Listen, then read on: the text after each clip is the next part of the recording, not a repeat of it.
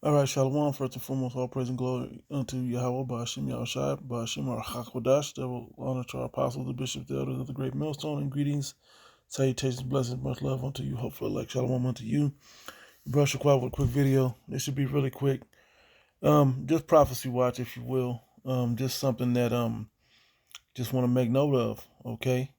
And you, as you add these little moments and little articles and little, situations up in current events, the prophecies are coming to pass.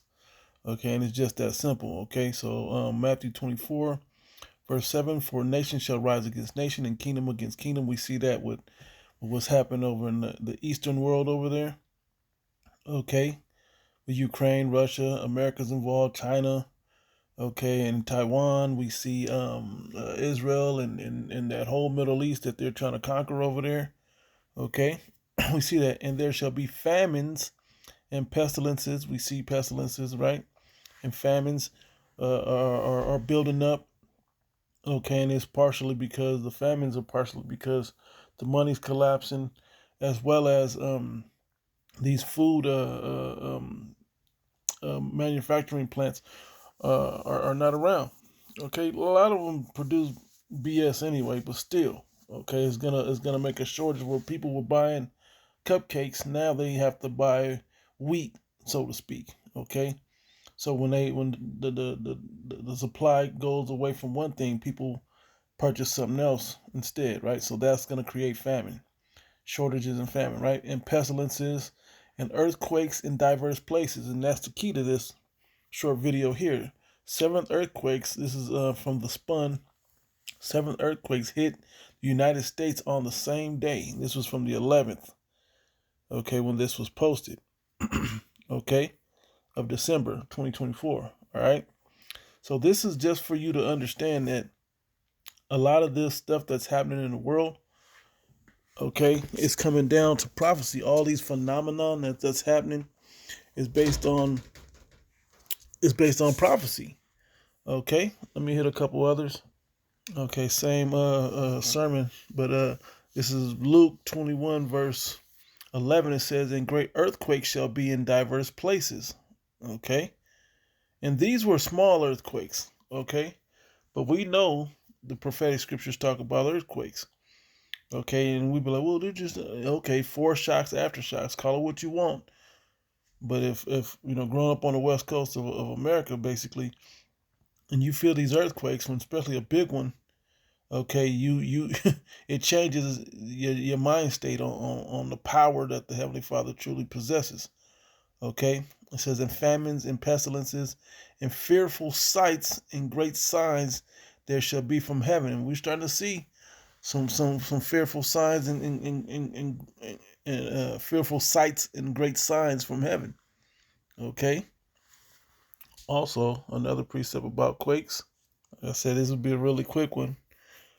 Second Ezra 9:1, and he said to me, and he answered me then and said, measure thou the time diligently in itself, and when thou seest part of the signs pass. What are the signs? These prophecies. Okay, earthquakes being one of them, which I have told thee before, then thou shalt understand that it is the very same time wherein the highest will begin to visit the world which he made. Therefore, when there shall be seen earthquakes and uproars of the people in the world, okay, then shalt thou well understand that the Most High spake of those things from the days that were before thee, even from the beginning. He prophesied these things unto us, and great men that he chose published it.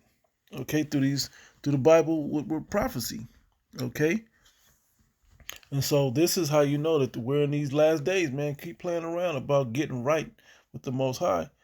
We know 2/3 aren't going to do it, but for you that catch these messages and it moves you, hey, move more diligently, move faster, move more, with more intent, more purpose. Okay, it ain't about doing the fast thing, but doing the right thing.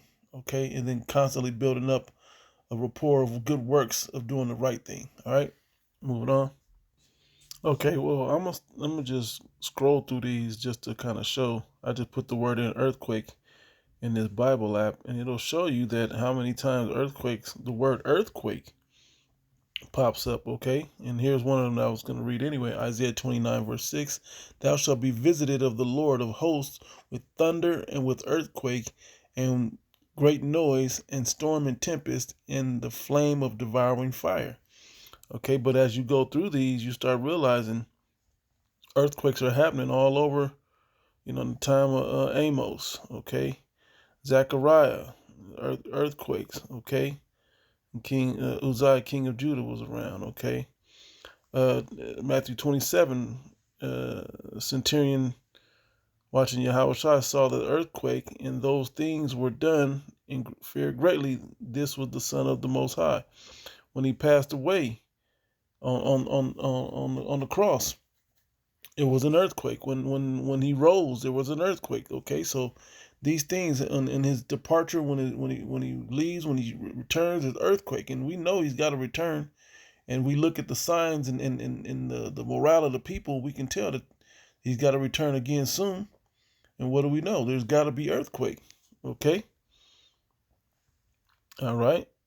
Yep. Roll back to see. And you start looking and reading these Acts, another great earthquake. Okay. To open up the jail. All right. Revelation. This was one I was going to read right here. Revelation 6 and 12. And I open this one. This is the sixth seal, right?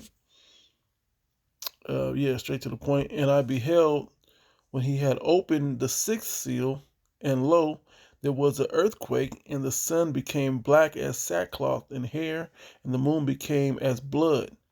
And how does that happen? Well, a lot of times you'll notice when there's either a fire or smoke in the sky, the moon will give off a different color. Okay, or if the moon is in a certain level of atmosphere and vision, okay, it'll give off a different color. Well, it just told you that the sun became black as sackcloth of hair. Okay, how did that happen? Because there was a smoke in the sky.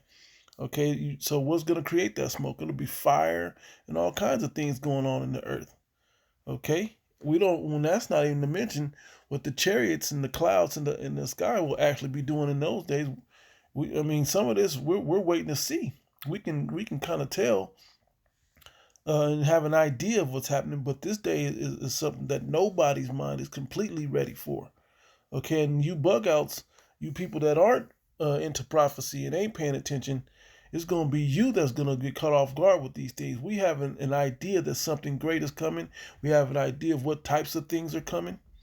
Okay, like earthquakes and certain faces of the sky and war and draft and martial law, and we can continue to go on and on. Purge-like situations, we can go on and on.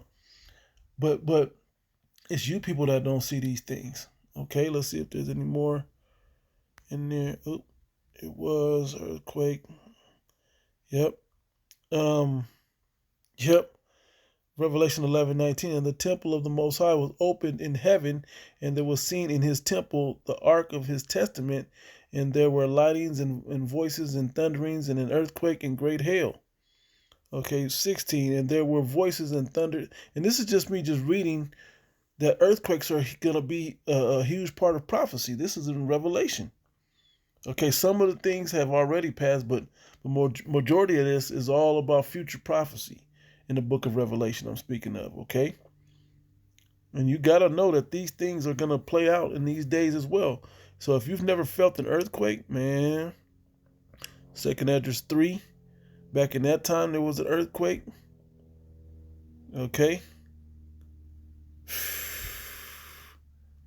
Man.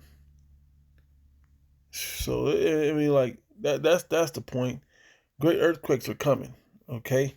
Understand that before this society collapses, man, before we reach the kingdom in heaven, great earthquakes shall hit the earth. So with that, I'll close, giving all praise and glory to Yahweh, Shem Shai, to the next one. Shalom.